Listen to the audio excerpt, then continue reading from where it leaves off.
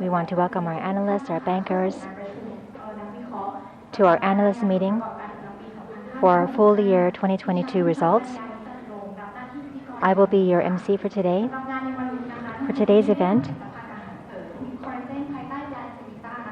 we're going to show you CVita. It's outside, available for you to try.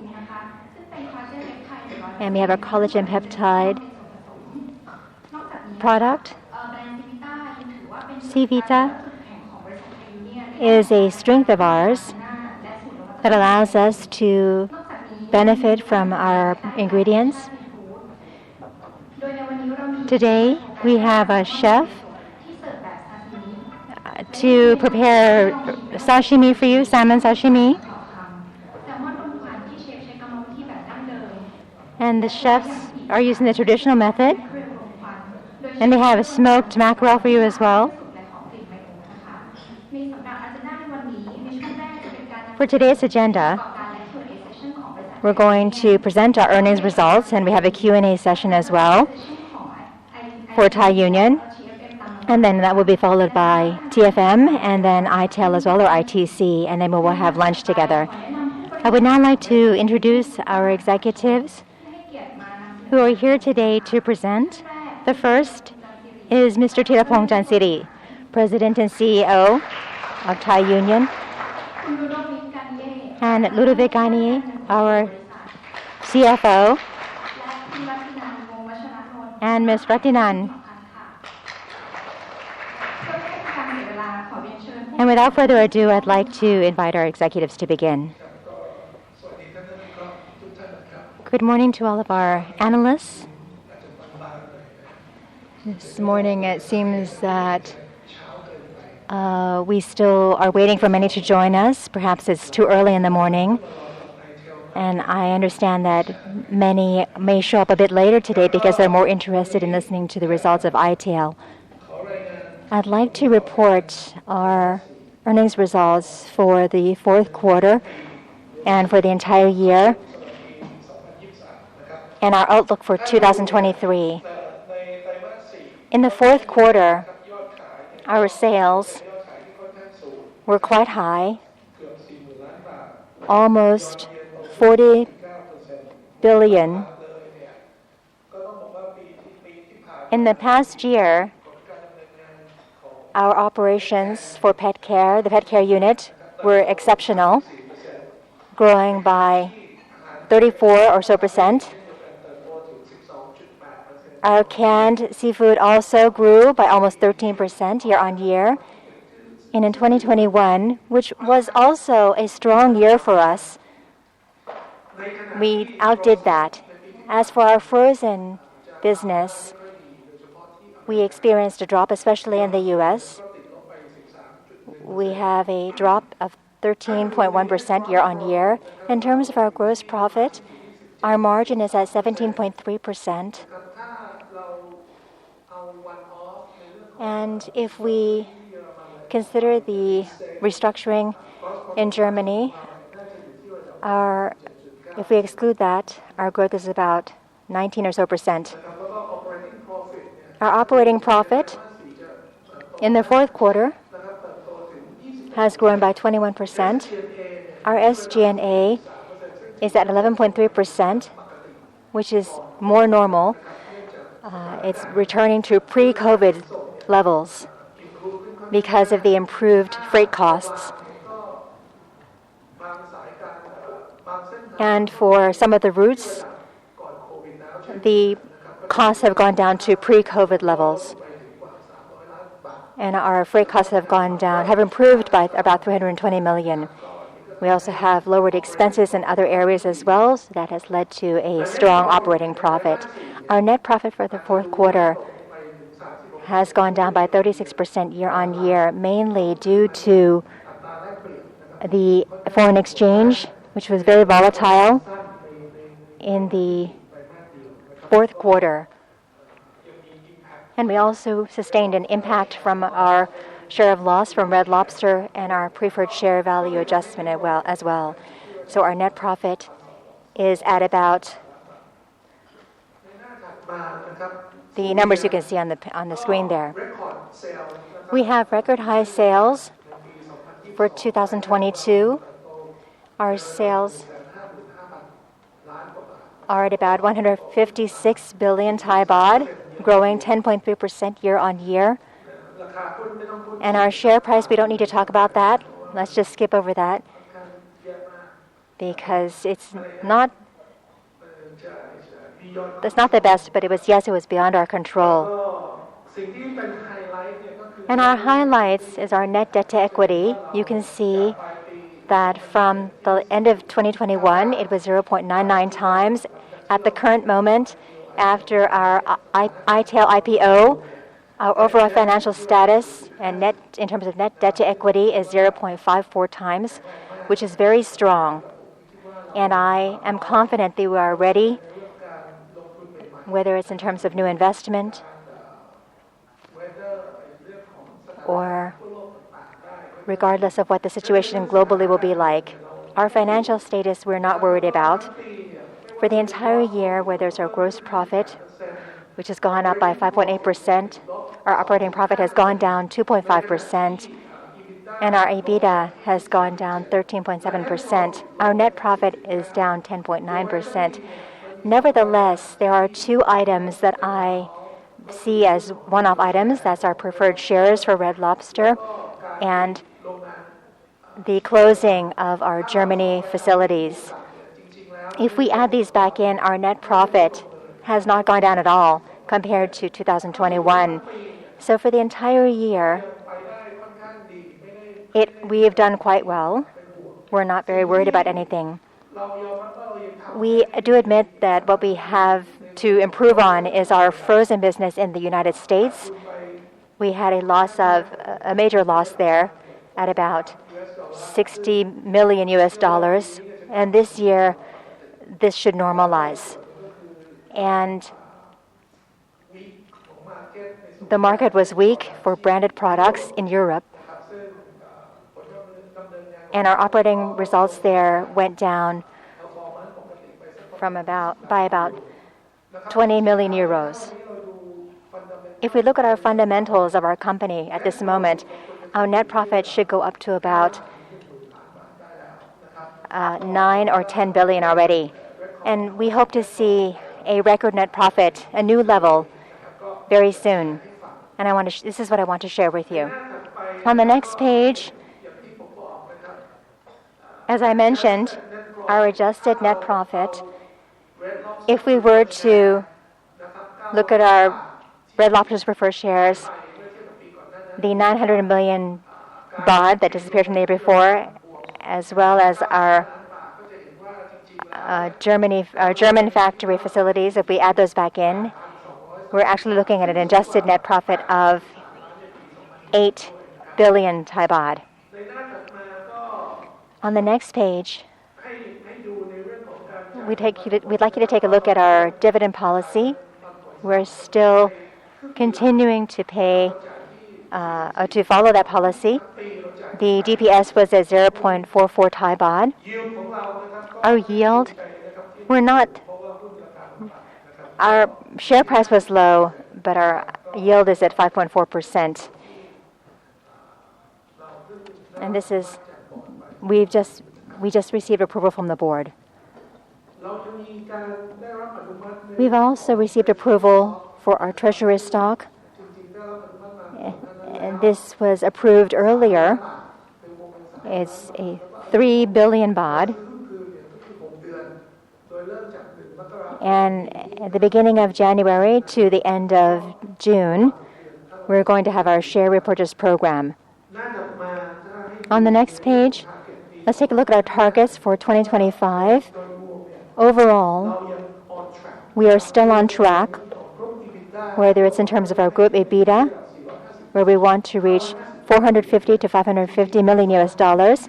In 2021, we already exceeded 400 million US dollars already. So by the year 2025, we are not worried about reaching our goal. Our organic growth for our main or core businesses, we're looking at 3%. And we actually believe we can achieve 5% or so. sometimes we are facing weaker exchange situations. So 3% is not a concern for us. In our productivity, we've achieved 3% for the annual conversion cost improvement. Our productivity, our policy includes continuous investment, capital expenditure. We're going to continue to improve our facilities, our warehouse. We're going to seek further automation. We have reduced our labor by about 30 to 40% in Thailand in our shrimp facilities, and we're going to continue on this path. Looking at the fourth item, our revenue from innovation, we will achieve 10%. At the moment, we are at about 7%, and I'm confident that we can exceed this goal. We can exceed 10% by 2025. This year, we have decided to open up an innovation center, one more center, in Holland at the Wageningen University in Food Valley. And at the moment, we are in the midst of planning our management there. And we believe by the end of this year should be ready to focus on branded ambient food and also focus on the late-stage development. Here in Thailand, we're focusing on early stage or research, and this is what we'll continue to pursue. The fifth item is our turnaround or divest loss-making businesses. This is something we have continued to do. Last year, we closed our chilled factory in Poland, and we also closed Rügen Fish in Germany. So these are our continuing efforts. We have a dashboard to monitor our non-performing or low-performing businesses. And if they turn around, we could either turn around or divest these. But rest assured, we are closely monitoring these. And the sixth item is we're going to invest $500 million into new or adjacent businesses over the next 5 years. This can include our culinary plant, which is going to be completed. The construction will be completed by the end of this year. We also have our protein hydrolysis plant, which will also see the completion of its construction at the end of this year as well. So we are very focused on continuing to continue to invest. We're going to focus on costs more, and for our new businesses, we're going to look for businesses of growth potential. For instance, pet care, ingredients, alternative protein. These are areas where we will continue to grow. On the next page, our seventh item is grow pet care. We want to see a growth of 3 times of the GDP. In our feed business, we're looking at a turnaround at the moment, and we believe it is on the uptrend. And you can hear the information from Thai Feed Mill. There are some raw materials that they're still struggling with, but they will provide more information. The 8th item is scale up our ingredients and culinary businesses. We will continue with this effort as well, and you will be seeing more information, more results towards the end of this year. By 2025, in the 9th item, our new and adjacent businesses are going to contribute more than 1/3 of EBITDA overall. From 2022, we have achieved 1/3 thanks to strong growth and margins from ITAL. Our packaging business is not one that we talk about much. We don't talk about that much, but it has strong operational results, especially Asia Pacific can. Today, it has expanded in Thailand, and most recently, it is manufacturing cans for Seychelles as well. This is the first step for our packaging group, their first step abroad. And they've done very well in Seychelles. And so we're looking at other opportunities in other countries. As for our printed materials, Thai Union Graphic has done well in the past 30 years. It is looking at flexible packaging right now, a joint venture with Starflex. In the 10th item, sea change. In the third, we're going to launch our Sea Change 2030. And the new topics in our scope are climate change. We've already expressed commitment for zero emissions in terms of greenhouse gases by 2050. And we are in line with other leading organizations around the world. And as you know, last year, our company was chosen to be first in food products industry index by Dow Jones Sustainability Index. Looking at the 11th item, our commitment to move to sustainable packaging by the year 2025, we are on track. We have achieved, by 2025, we will achieve more than 80% of this target, especially in terms of our branded business, whether it's reusable, recyclable, or compostable packaging. We continue to move forward in our efforts in this area. The 12th item, we're going to continue on with sustainability-linked financing or blue financing. We have already converted 50% of our long-term portfolio to blue finance. And our next goal is 75%, and in the future, we see 100% blue finance.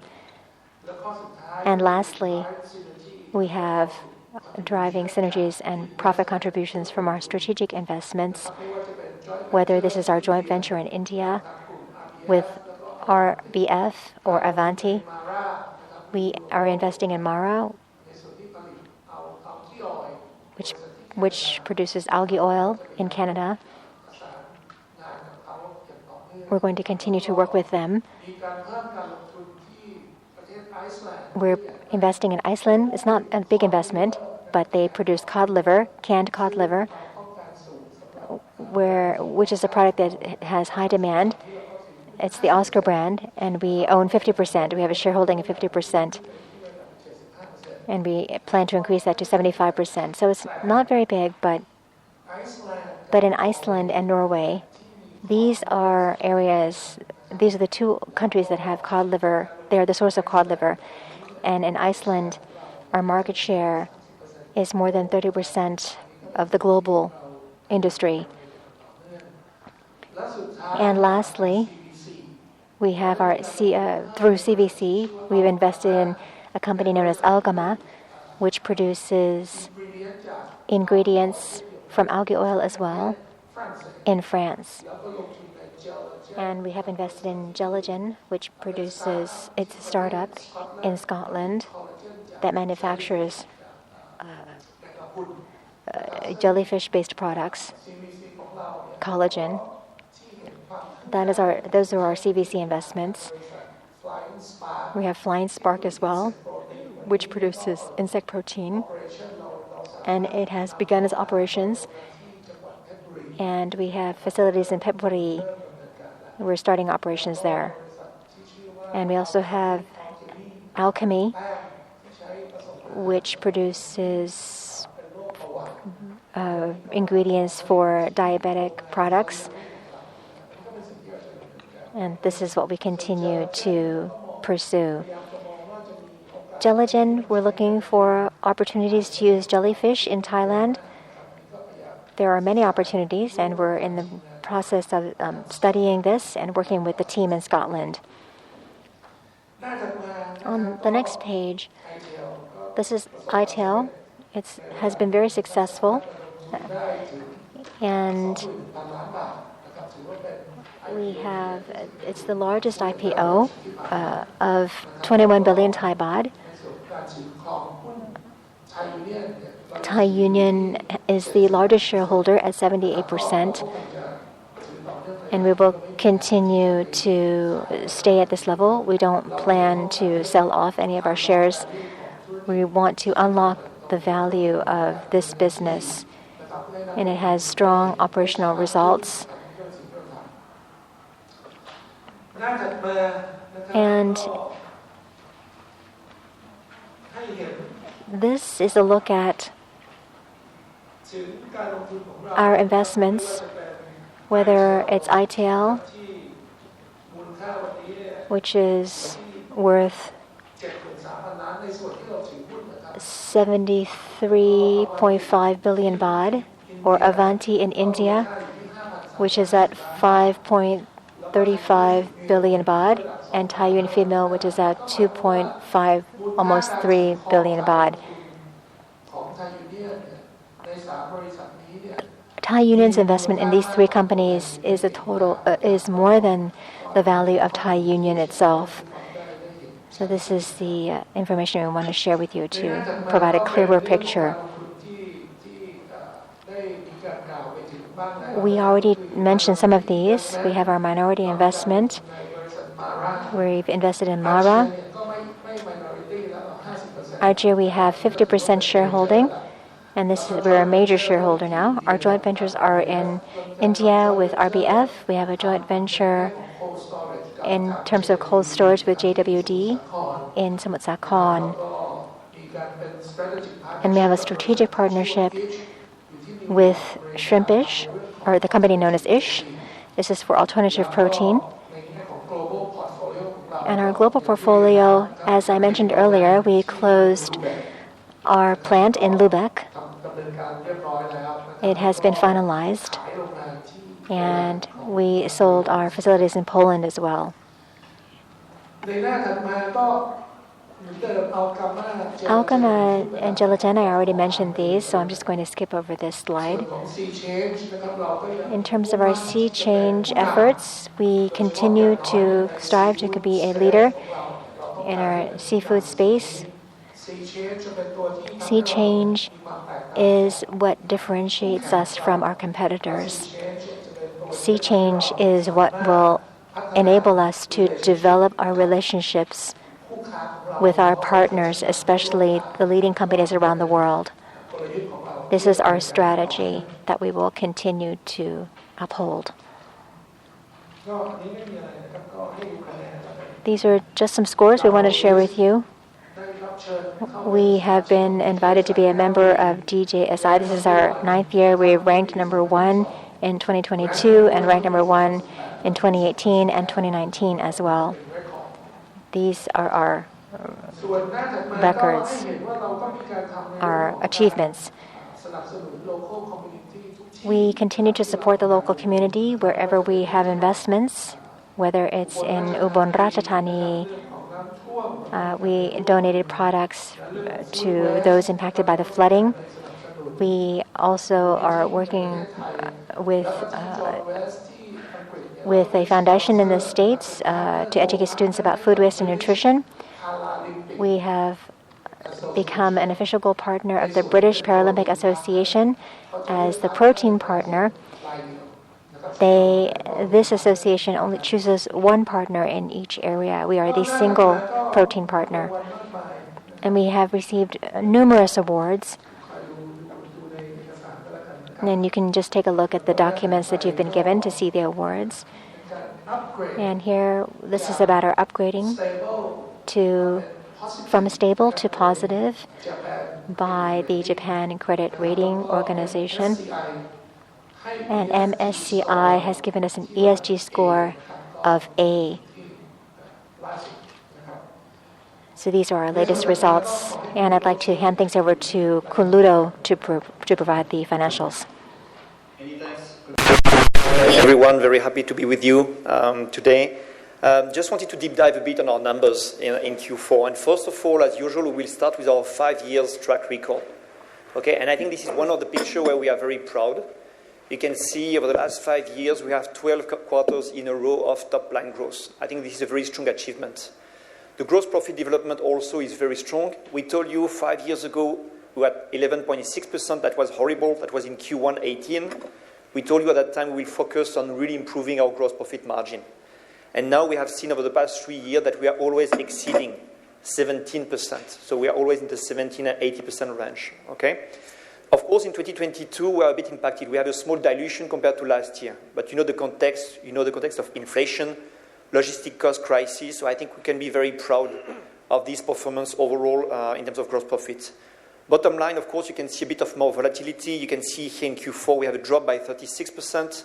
In Q3, it was the opposite situation. We were growing by 31%, but overall, very proud about this journey and this 5 years trip on this one. We have also some good news to share with you on the logistic costs. And I told you for me, it was a headache since 1.5 years. So this is excellent news here. We have, first of all, the costs are really normalizing. So we are getting much closer compared to where we were before COVID. That's very good news. You know that we are very exposed, especially for the cost of a container from Thailand to the US. The second good news is the lead time. The lead time is also improving a lot. So we don't need that much time now to export from Thailand to the US. We are still facing some inflation, don't get me wrong. Okay, in 23, overall, we are still expecting some further inflation to happen. We have some good news on some packaging, some ingredients, but also some further inflation is expected to happen again in packaging, in ingredient, and also in raw materials. I will talk to you about that. Okay? So all what we have been implementing in 22, we'll have to do the same again next year. We'll have to negotiate some price increase with all our customers. We'll have to be very efficient and to work towards more automation in our factories.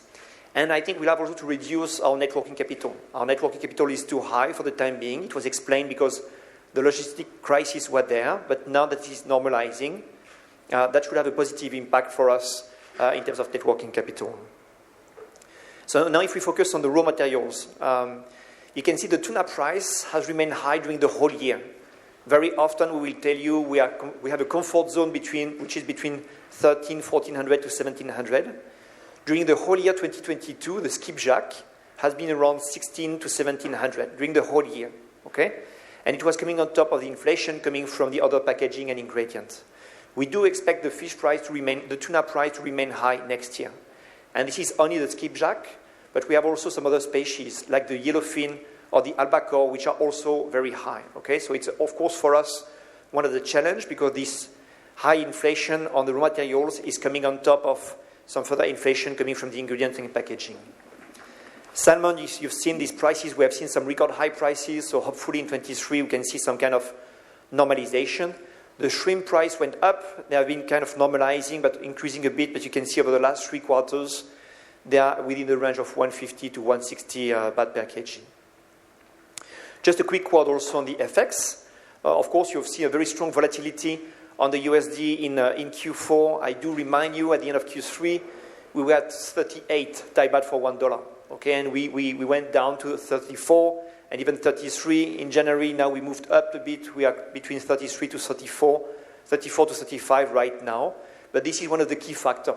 We have been beneficiating from the USD deterioration in Q1 to Q3.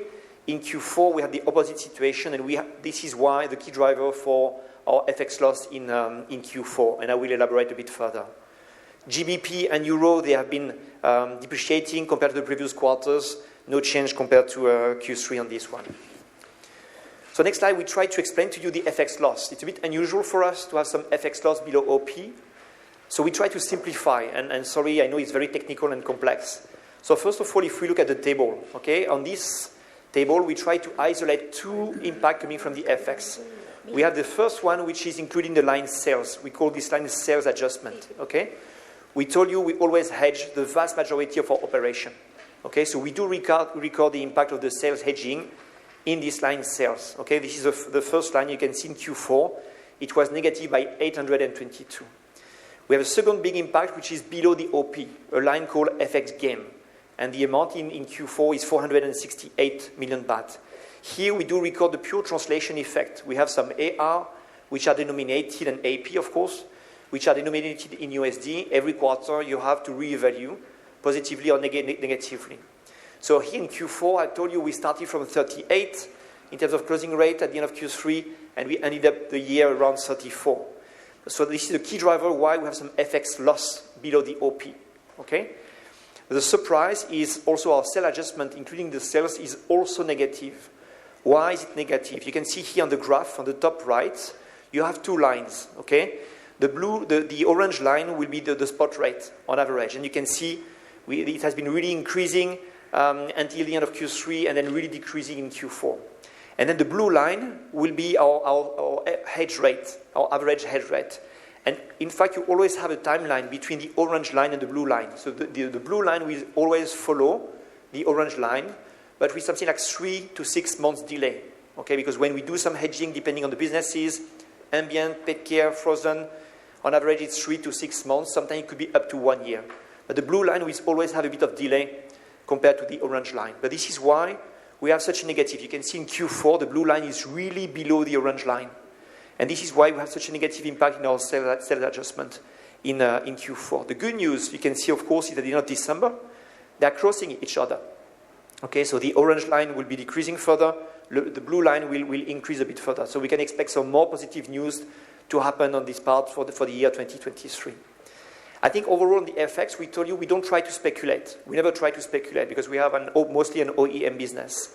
So again, we do hedge the vast majority of our operations. So we are not really exposed, except if in one quarter you have some drop by 4 baht for $1, or some increase also. Here we can be temporarily exposed, but I do expect over the next quarters the situation to really normalize.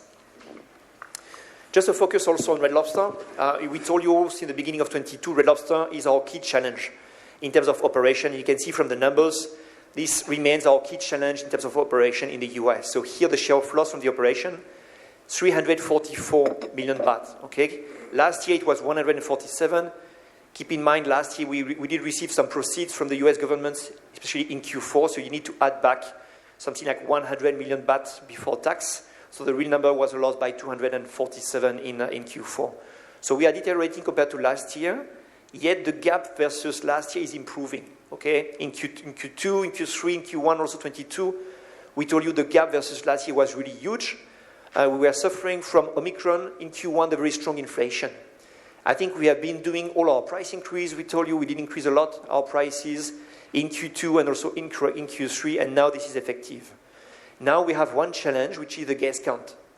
The guest count, attracting more people in the restaurants is of course a challenge when you have been increasing your prices and when the country is facing some recession. So the situation is still difficult here. All the other line, the share of loss from the lease is same as usual. The other income, we did not record any preferred interest. We told you that was the case for the whole year 2022, and all the rest remain kind of stable. We told you that we have some covenants at Red Lobster. We have different covenants. Two of them, first one is liquidity. I think we don't have any issue. In terms of liquidity, the cash situation is okay at Red Lobster, but we have also some EBITDA covenants. So here, Red Lobster has to deliver a certain amount of EBITDA for their quarters. Okay, and this is a challenge, of course, given this performance. This is a situation which is challenging, and this is why we write down that the covenant situation is under pressure at Red Lobster.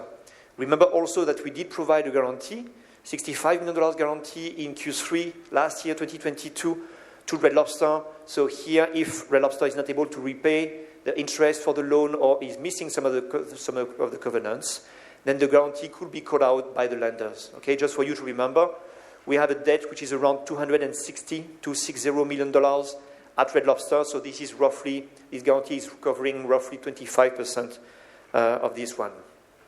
So moving on the initiatives, what are we doing? The idea, the price increase are already effective. We did increase also some specific items in Q4, but we didn't do global price increase. The idea is always to try to bring the COGS down. Okay, so we have been working on the COGS, removing some items from the menu to really bring all the COGS down. We have been also working on a lot of marketing. One explanation is of the deterioration of the performance compared to last year. We have been restarting our marketing expenses. Just for you to remember, in 2020, we cut our marketing expenses to a very low level. This is not sustainable for such a brand. In 21, we started to increase again a bit, but in 22, we really increased again. So this is part of the explanation. We want to do much more activities.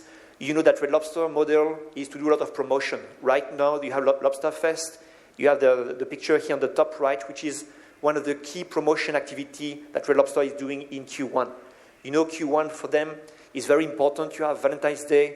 You have also the Lent period in the US, and this is where we see really an increase of the guest count. This is not new. This is happening. Q1 from calendar year is always a very high season for Red Lobster. So the idea is always to cut the expenses, to try to be more efficient and more lean in terms of organization. We did also some changes in the structure, in the top management. We did share that with you already in Q3, and this is still active. Something new that we did also in Q4, we did close some of the restaurants. If you know Red Lobster, every year, usually they were closing 1 to 2 to 3 restaurants every year. In Q4, we did close 16 restaurants. So we try to be a bit more dynamic. It's not an easy operation. Why? Because we have very often some 20 years lease contracts. So we are kind of stuck sometimes with very long lease periods. So it's always a trade-off between the lease fee indemnity you would have to pay if you want to stop earlier the lease, and also the losses coming from the operation. But this is new. I think it's also a good message for the whole organization that we are really pushing to turn around the business. The idea is really to turn around the business. The situation is very challenging, but we are determined to turn it around. So the guidance for 2023, the loss for 2022 was 1.2 billion baht for the whole year, very close to what we achieved in 2020. Very clearly, we're not happy, we're not proud about this one. But the idea is to reduce the loss at least by 50% in 23. So the share of loss from operation is targeting to be at 600 million baht for 2023. The impact from the lease accounting adjustment should be improving a bit. It was 422 in the year 22. Now it will be a bit less than 400 million baht. And remember, the amount will decrease until 2030. And after 2030, it will become a positive amount, just for you to remember. The preferred interest, we have a lot of discussion on this one. For the time being, our assumption is to say we do expect the interest rate in the US to continue to increase again in 2023. Okay, maybe it will be a bit less compared to 2022. But for the time being, we prefer to be conservative. So we are assumed in our own forecast no interest from the preferred shares from Red Lobster in 2023. We will see how the situation is moving on the interest rate. If we have some good news, maybe it will be possible for us to record anything. For the time being, we prefer to be conservative, and we did not have anything in our guidance from that. I think another good news to share with you is we will end up in 2023 4 major capex projects. And you can see here, we talk already about this one since few quarters. You have the culinary, new factory that we are building in Thailand, the new protein and collagen factory also in Thailand, the pet care extension. All the 3 are in Thailand. The last one is a cold storage that we have in Ghana. The 4 investment combined is a 5 billion baht investment, 5 billion baht. It's like a yearly capex for us. So these are some really major projects. Of course, we had a bit of delay in the setup, but it's under control. And we do expect the commercialization to happen during the year 2023 for all of them. You will not see yet in 2023 a lot of impact coming from this one because you have some ramp up, you have some commissioning period, yet we are very happy about this one, and this is moving in the right direction. Just a quick one also on the ratio. Of course, you can see here the impact coming from the ITEL IPO. We got 21 billion additional equity, 21 billion lower debt on this one, so the net debt to EBITDA is really dropping at 3.67. And very often we tell you our own internal target is to be between 4 to 4.5. So I think this is a key change. Our balance sheet is extremely strong at the end of 2022. The net debt to equity also, our target is to be between 1 to 1.1. Now we are at 0.54. Okay, very good development here. Of course, we have a bit of negative impact on the ROE and the ROCE impact. Our equity has been increasing, you can see. So that's why the ROE is dropping to 11.1 and the ROCE at 6.8%. I think we have a bit of more work to be performed on the net working capital. You can see we have some improvement overall. It was 56 billion baht at the end of Q3. It went down to 53 billion baht. But I think the normalization of the logistic flows will really help us. We want this number to decrease compared to where we were in 2022. It's too high, so we give a very clear guidance to all our businesses to see this one dropping on this one. Our net debt bridge, you can see we have a strong EBITDA in 2022 at 13 billion baht. We are a bit lower compared to last year, but we are in line with 2020 year. Our capex at 5 billion is fully in line with our guidance. It's under control. It's a net capex. Remember, we did sold a bit of assets like in Merianos, Poland, as Thiraphong mentioned. We have the dividend, which is 4.4 billion baht, and then we have the 20.6 billion baht proceeds coming from ITEL IPO. There is one box that we don't like, which is a 7.2 billion baht net change in net working capital. Okay, so this is the key impact we had again to face in 2022 with an increase of our net working capital. We want to see some positive impact from this one in 2023. Of course, it's not easy to achieve when you are facing some inflation, but this is clearly our direction. Very quick one on this one. You can see here the overall situation by currency and also the maturity. The maturity has been improving overall. We have been repaying some debt with some proceeds from the ITEL. You can see also the exposure in terms of fixed float interest rate. We have a vast majority, almost 65% of fixed interest rate. So we are still a bit exposed to the increase of the interest rate, but overall I think it's fully under control. And now I hand over to Kunjiji to go through the business performance. Thank you, Kunbudo. I'd like to show you that our core businesses are usually 3, but since the fourth quarter onwards, we have 4 categories. And this is, you can see that our value added and pet care, so you can see how our value added and pet care have grown. Our ambient seafood is still the majority at 43%. Frozen and chilled has dropped compared to the year to 2021.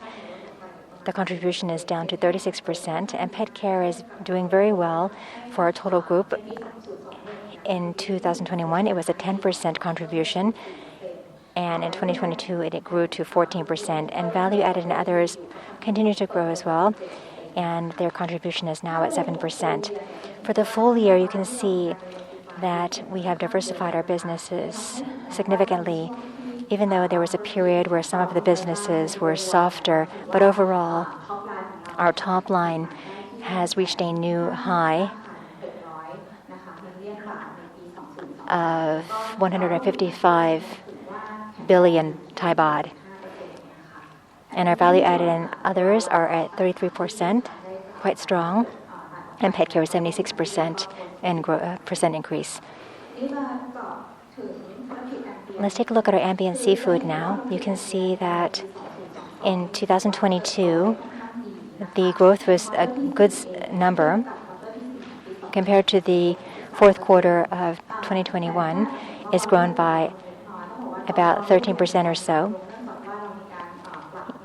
And we adjusted prices. We have higher selling prices, and for some countries, sales have dropped temporarily. For instance, Germany, UK, and Italy.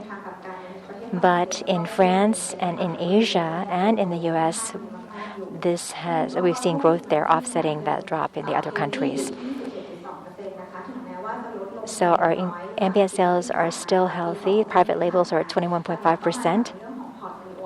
We have our portfolio adjustment, and some of our customers have switched from buying branded products to buying our OEM products in some periods. For the full year, you can see that our ambient seafood has grown very well, even though last year we had recessionary concerns and inflationary concerns. But our ambient seafood was seeing strong demand. And this is protein that is not expensive compared to other kinds of protein. And our canned food or pouches, those are a shelf staple that can be kept for long periods of time. And consumer behavior has changed from eating out to cooking in. And our ready to cook and ready to eat products are doing very well. In the past year, Chicken of the Sea in the US was rebranded, a major rebranding in 20 years, and we have modernized the logo.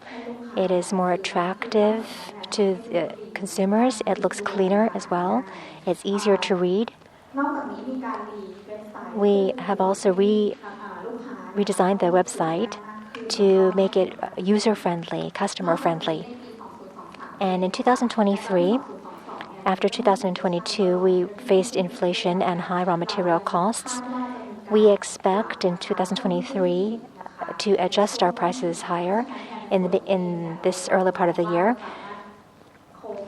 We believe we will be able to cope with the increasing investment costs.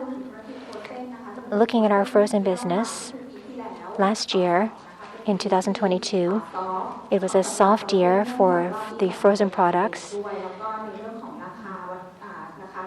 and this has been offset with strong sales in Europe. We saw a drop particularly in the US, offset by strong sales in Europe. And the volume dropped, mainly from our feed business decline. If you look at the fourth quarter, the gross profit margin, we have a significant recovery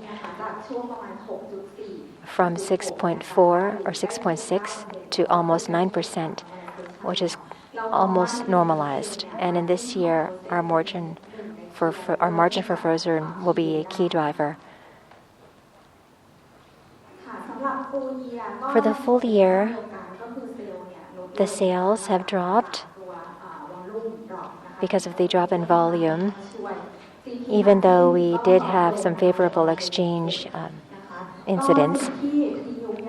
What TU is doing is we're trying to uplift our margin by increasing new products, whether they have higher margins. We're talking about ready to eat and ready to cook. Looking at the right-hand side, you can see examples of these from Red Lobster. These are new frozen retail products that have been launched in the U.S. in over 5,200 stores. They're available offline and online. You can go to Red Lobster, the website, to see these.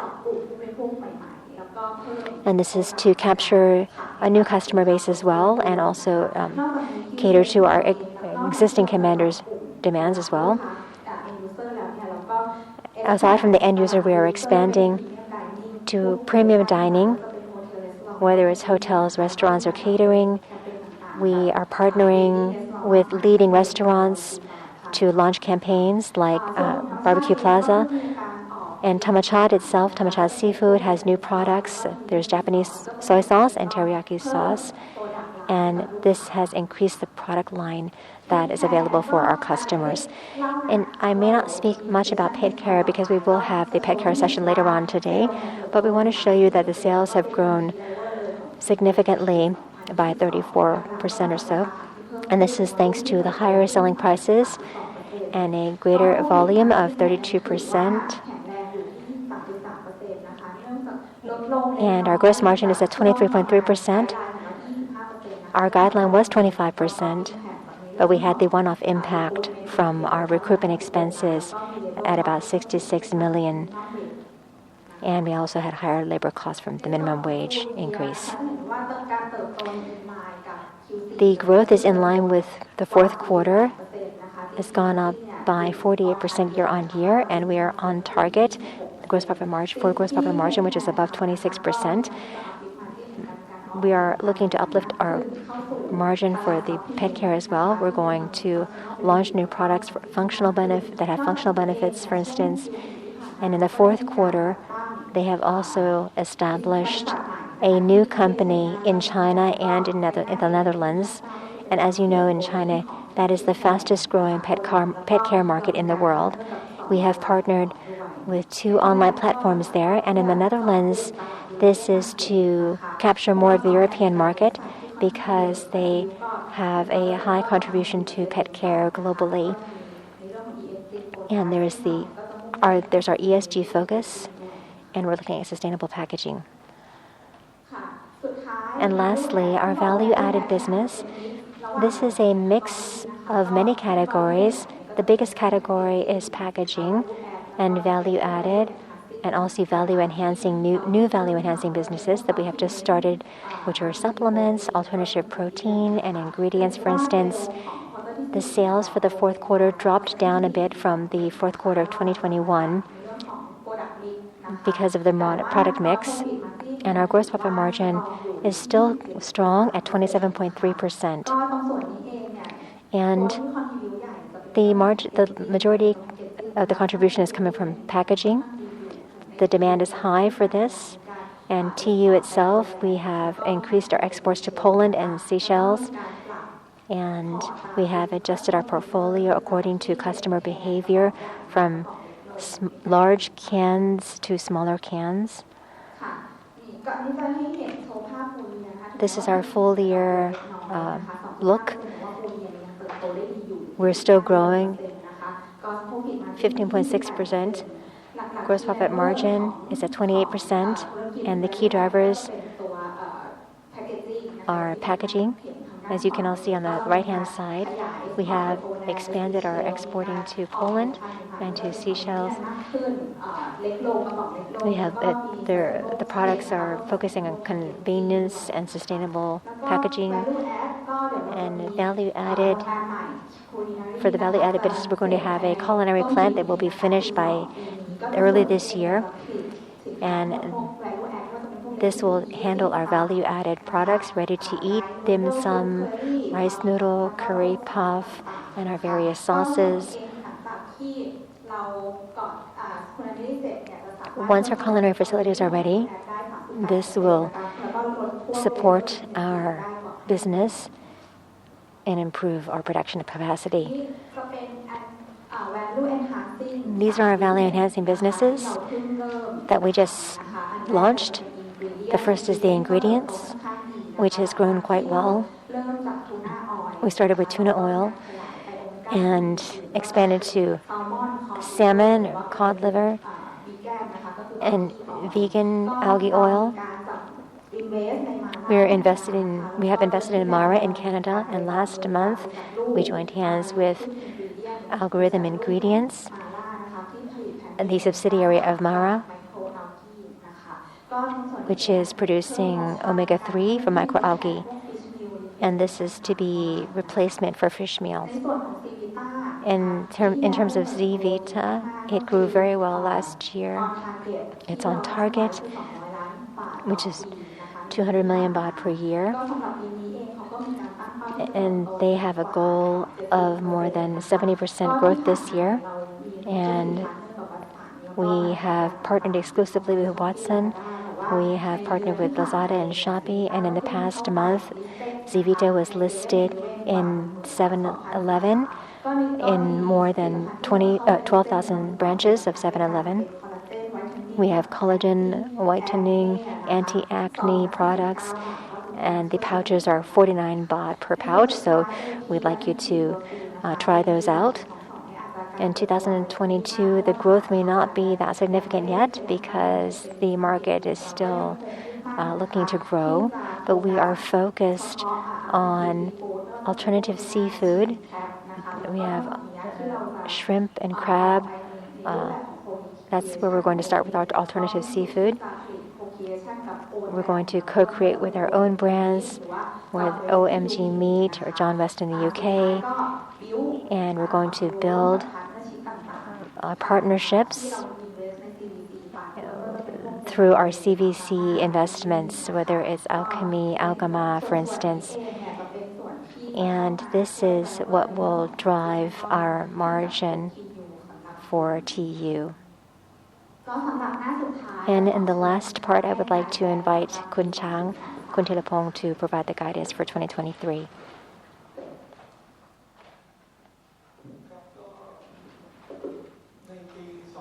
In 2023, for the management, we continue to be conservative. We will monitor the economic situation globally, whether it's in the States, in Europe, for instance. Our sales, our guidance is at 5 to 6% year on year. And we're going to be looking at the Thai baht value.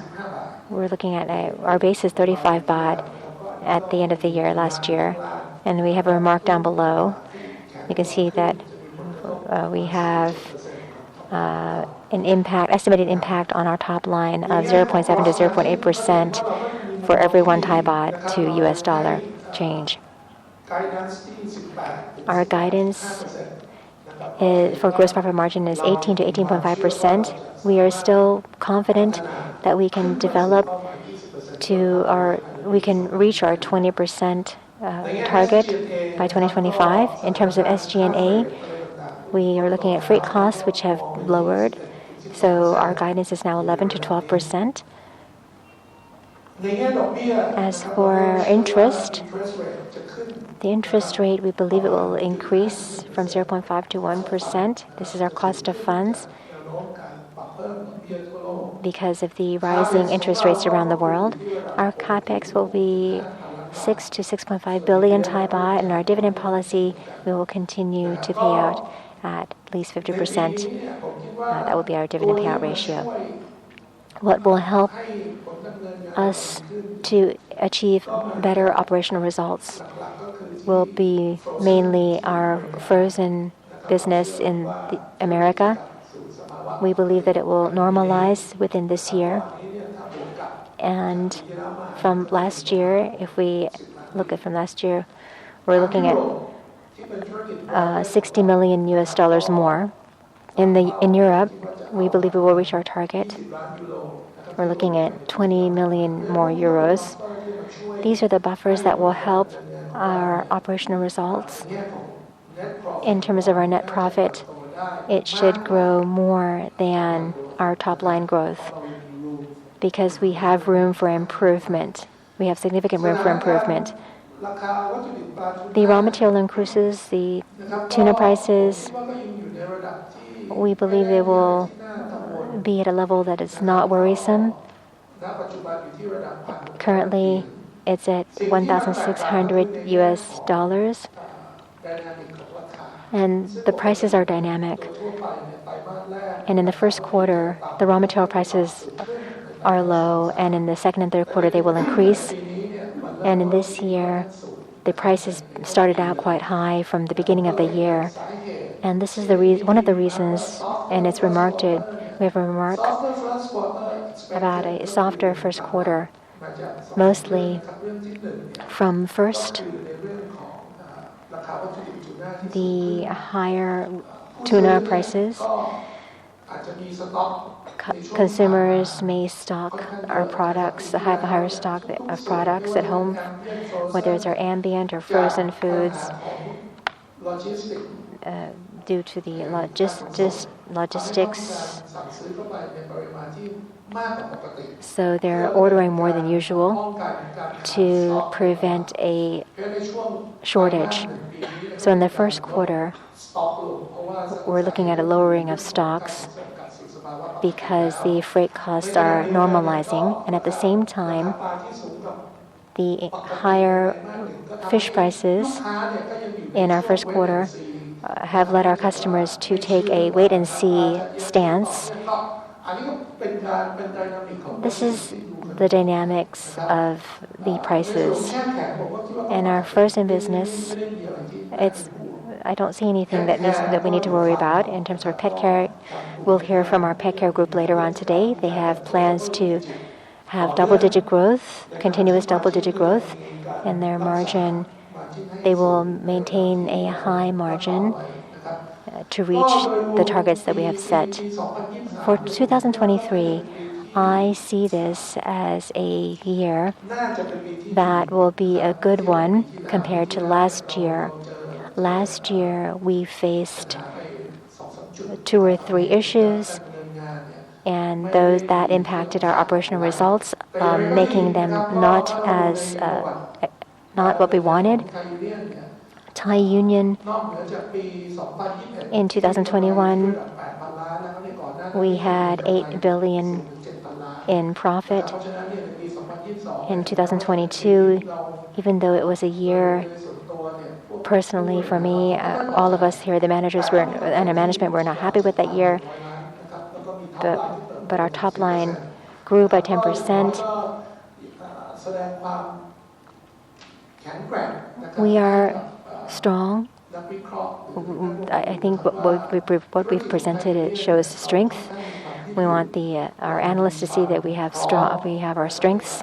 We are ready to handle any situation that we're faced with. We don't want you to be concerned with the raw material prices going up and going down. The prices go up and go down all the time. It's a part of life. And so there's not much to discuss here. As for the Thai baht, sometimes it's been at 28 or 29 to the US dollar. It's now down to about 32 baht per US dollar, and analysts say The Thai baht is appreciated, is too strong. I just want to reemphasize that no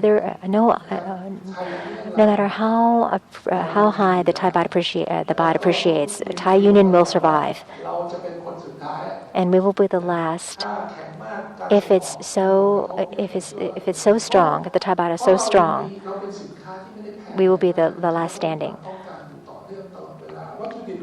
The raw material prices, don't worry that they will run out. The prices of the raw materials, the prices are 1,200 to 1,800. That's the range. So this is an acceptable range. Our investments in automation, our margin continues to improve.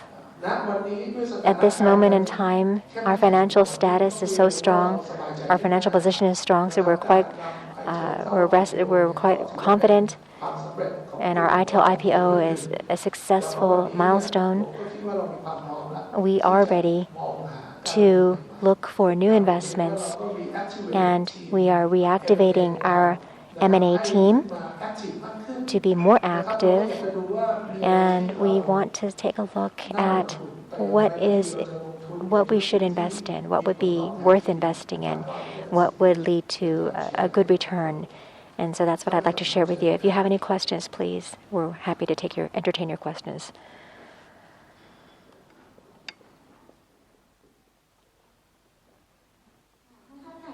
If anyone has a question, you can raise your hand and our team will take the microphone to you.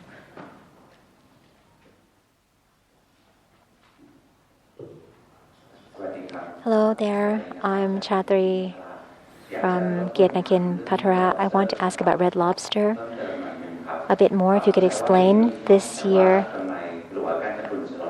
your loss will go down by 50%. Can you share after this year and onwards, do you think when will it break even? In what year will it break even?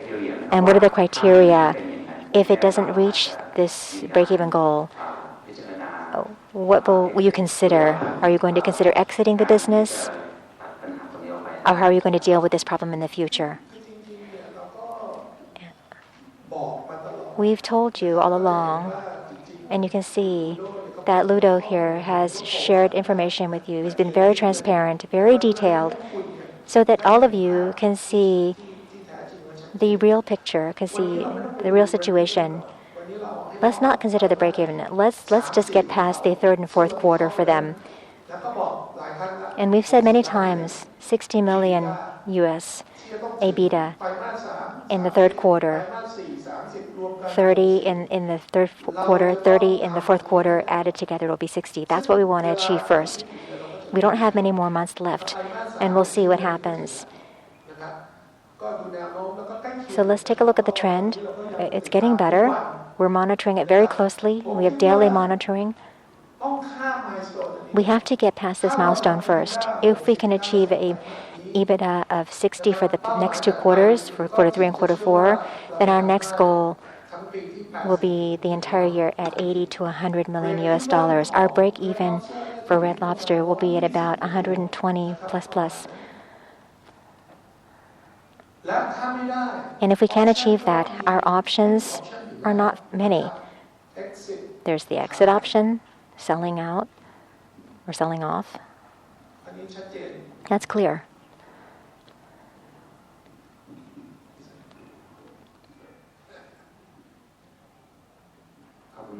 Thank you very much. And I'd like to ask about the preferred interest rate for Red Lobster.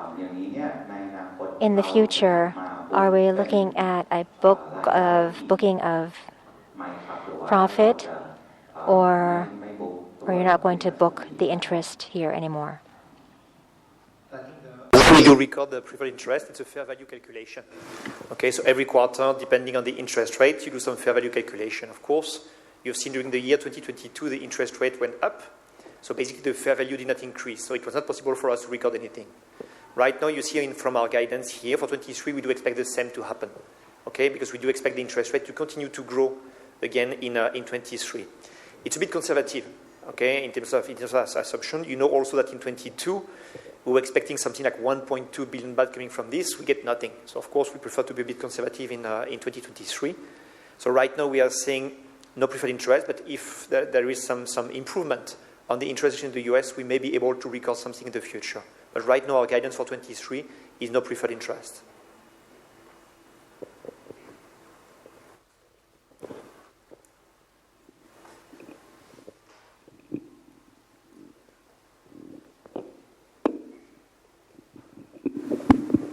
I'm from Patanasin.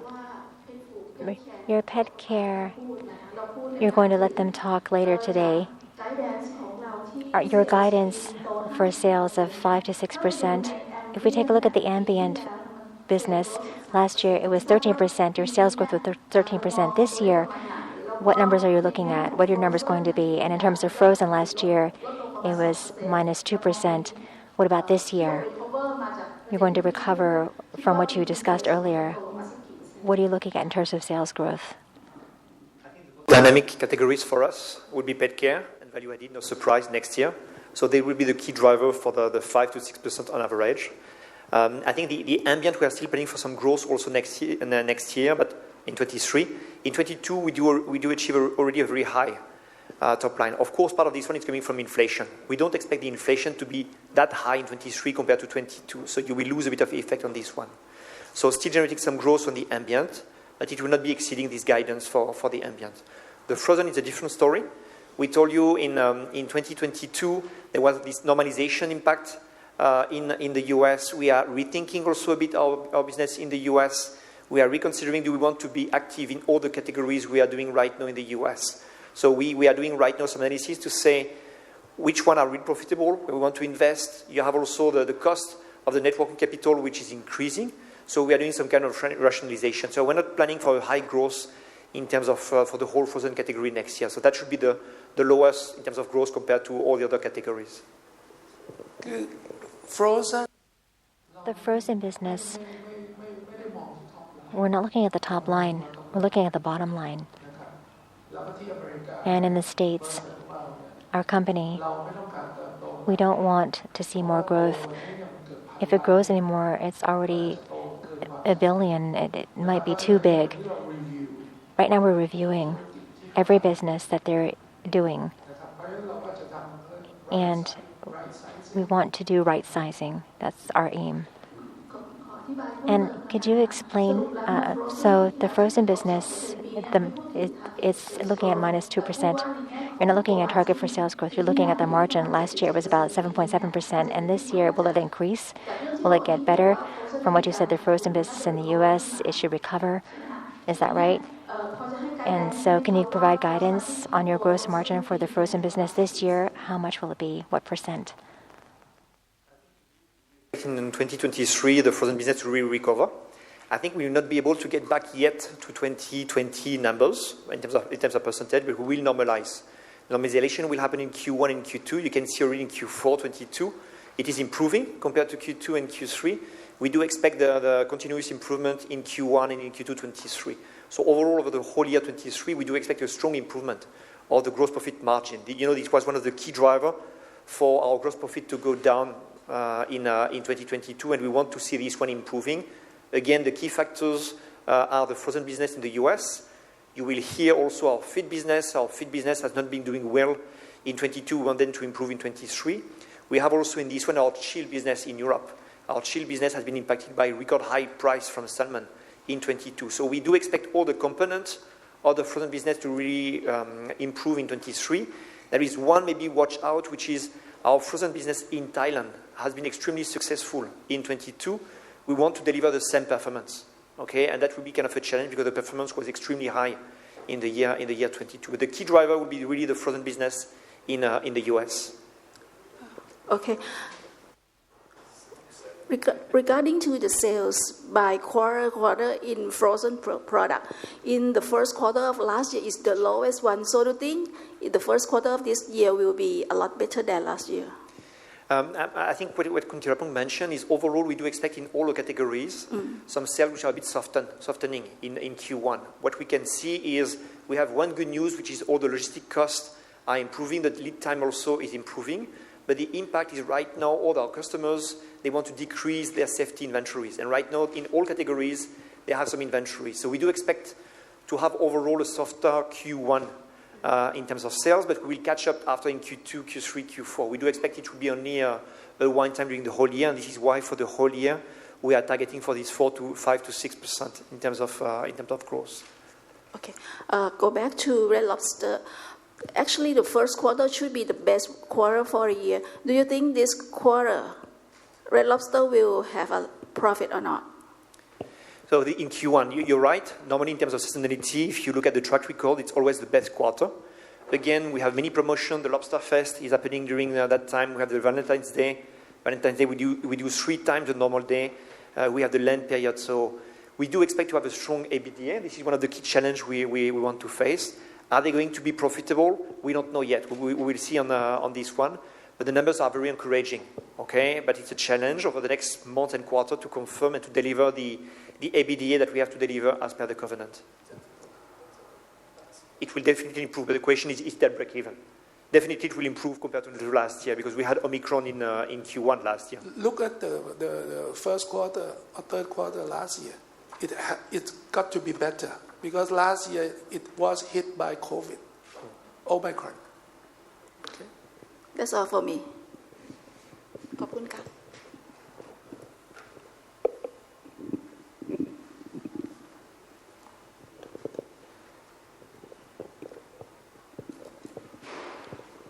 มีคำถามอีกไหมคะ Are there any other questions?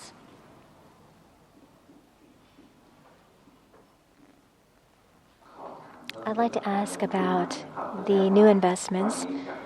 Before this, you're lowering debt. So, can you share what you want to what regions you want to invest in and what businesses you want to invest in? I would appreciate if you can provide more information.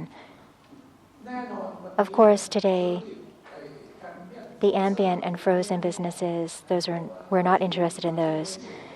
If it's lower margin, we're not interested. We're looking at businesses that have great growth potential, like pet care. Our pet care team, what potential do they have? Second is the ingredients business. We have invested and we have partners, and we're going to review what we should do, what more we should do. We have the flavors, ingredients. These are things we'll look at, and also our related culinary businesses. We don't have a clear answer for you right now, but I want you to know that we are starting to look at these very seriously. After the past 3 to 5 years, these were not priorities, but today our M&A team has been reactivated, and they will review the businesses that will be considered interesting. They will decide on what is interesting, and that's how we will proceed. มีอะไรกังวลไหม Are you worried about anything?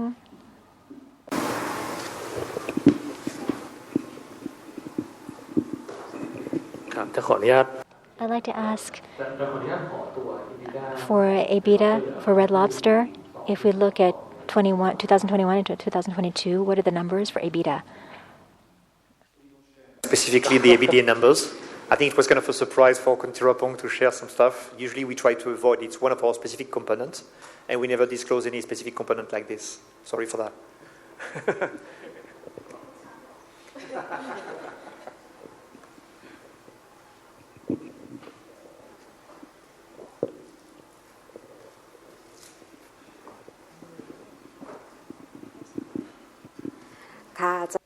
I'd like to ask about the gross margin targets.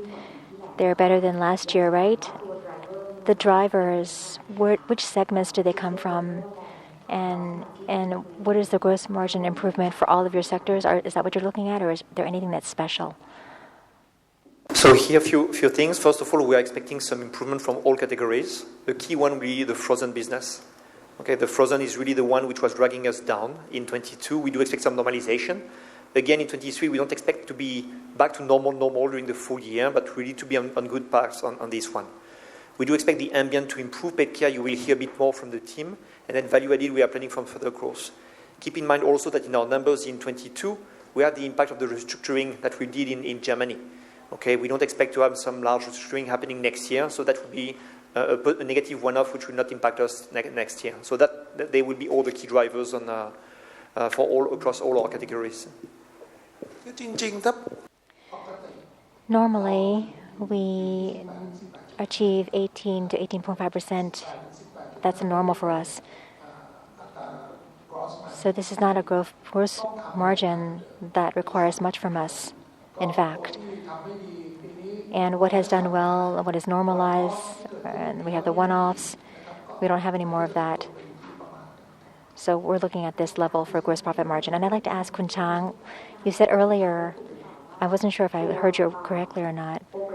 You said the operations that disappeared, and we're going to normalize them from the U.S., the frozen business, at $60 million, and you have your OEM branded 20 million euros in Europe as well. You're going to normalize the numbers this year. What are you looking at? Raw materials, which were odd before, but they've normalized, or is there something you're going to do to lead to normalization? The point from Kuntirapong was to say right now our frozen business in the US, it's our largest operation. It's a $1 billion in terms of sales, very close to $1 billion. So this one we are really reviewing the categories, and we say we are ready to downsize a bit the business, okay? Because the top line is very strong, but the bottom line is a pure trading business. The bottom line is not very strong. And of course, in 22, Kuntirapong mentioned we had some losses happening in the frozen in the US.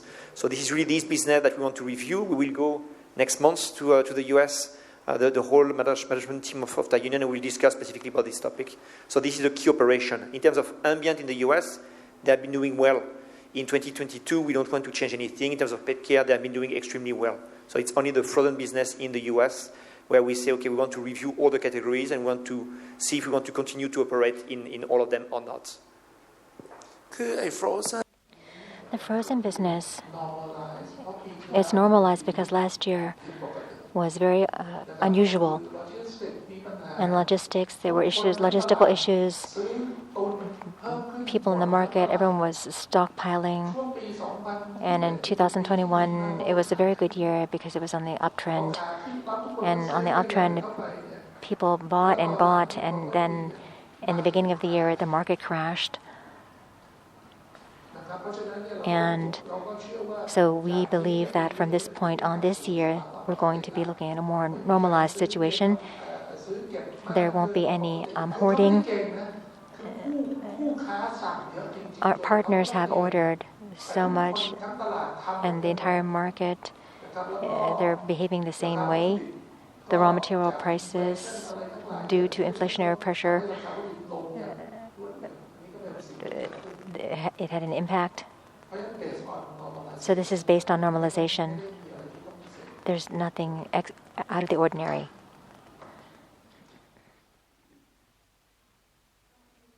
And I'd like to ask, we're running out of time, so if we could have one or two more questions.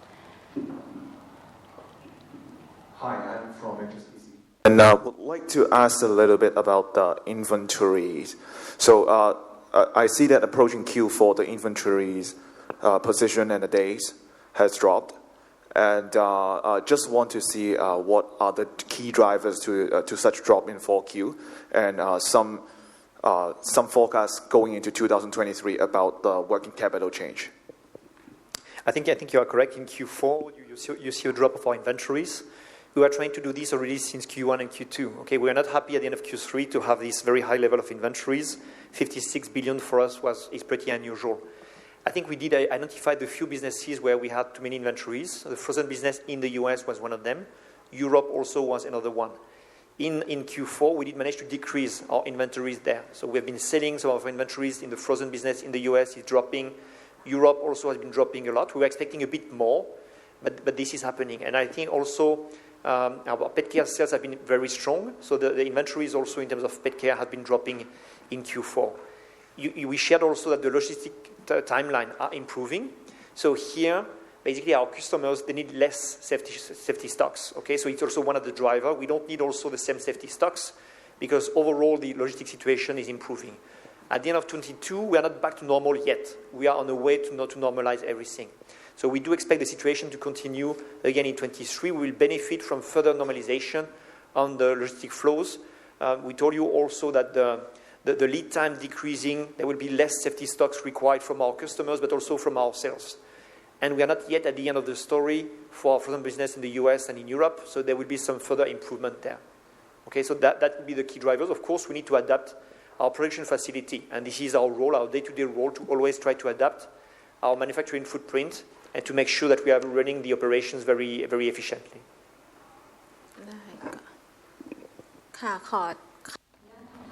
And one last question, please. Sorry, can I ask one more? On Red Lobster, yeah. So there are now currently $260 million of debt on Red Lobster, and as we all know, you have provided $65 million guarantee back in August. So do you foresee any increase in Red Lobster debt in 2023, and also under what condition you would consider, you would consider like increasing the guarantee to Red Lobster? So here, for the time being, we are not talking about increasing net debt. I think the cash situation at Red Lobster is quite good. So there is no plan to increase further the net debt over the next few months. We have some cash forecast from them. We look at this one, they will be able to pay the interest. There is no issue with this one. Again, there is no issue in terms of liquidity. The trigger point will be if they're not able to pay some interest to the lenders. As I mentioned, it's very unlikely to happen. But they have also to meet certain criteria. Khun Thirapong mentioned this one. Over the next few months, they have to deliver this one, and they are a bit stretched considering their recent performance. And indeed, if they don't meet with these criteria, then the lenders may be able to call for the guarantee to be executed. Okay? If the guarantee is executed, it means Thai Union will have to provide $65 million to Red Lobster, and Red Lobster will use this money to repay a portion of the debt. Okay? So at Red Lobster, it will not change anything. But so far, in terms of cash and liquidity, we don't plan for any change in the short term at Red Lobster.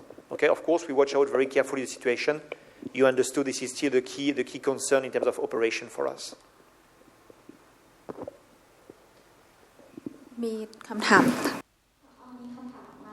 There's a question from online, an online question. This year. I think it's a good question. I think you've seen in our P&L that in the full year 2022 we have a tax credit. Not a tax expense, but tax credit. It's a very unusual situation. Why? Of course, the key explanation are the losses coming from Red Lobster. You can see here the fact that we did not record any preferred interest also at Red Lobster, and also our frozen US operation have been generating some losses. So all of these has been generating some tax credit, and they are basically offsetting the tax expenses that we get in Thailand or for Europe from our normal operation. I think for 23, we don't provide specific guidance, but we will get back to a more normal situation. So we do expect to have some tax expense happening in 23. You can see from Red Lobster, you can already try to estimate the tax credit. They will be decreasing coming from the US, and we told you also the frozen business in the US. We're not planning from any loss next year. We are planning to be at break-even plus next year. So the amount of tax credit should reduce. Our operating profit should improve. So we'll get back to a tax expense situation overall, which would be kind of our normal 5, 6, 7% that you have seen over the past previous year before 2022. That should be it for the questions. And Thai Union Group, we'd like to say thank you to the analysts today and the fund managers and all of the bankers joining us. Thank you again. And we'll have a 5-minute break, and then we'll have the ITC session. Thank you.